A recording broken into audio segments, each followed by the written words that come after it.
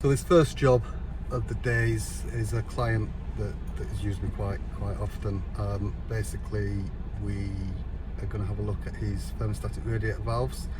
Now, with the weather coming in colder, he wants to make sure they're all working. There's a couple that he can't turn, so he wants a little bit of advice on where to go from here.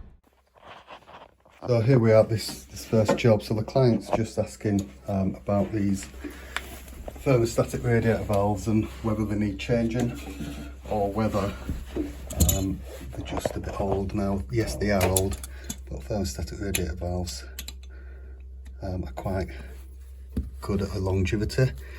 So first things we're going to do is we're going to take off the head by releasing the bit at the bottom. And then the way that this works is it expands on the inside and pushes on this pin here, so you can check the movement on the pin and pulling it back up.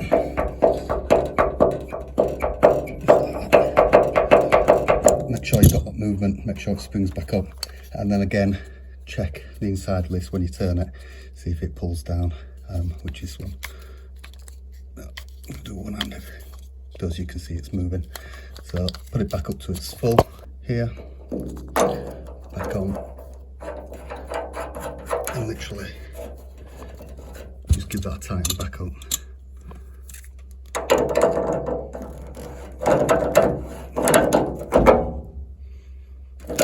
And then just make sure you can twist the top and it goes up and down.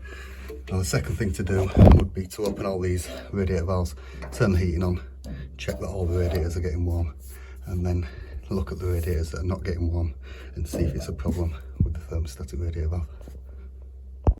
As you can see, it's pretty easy to get a thermostatic radiator valve working again. Over summer they've been turned off for the best part of 6 months, so they are going to get seized. Sometimes they just need a little bit of TLC to get going again.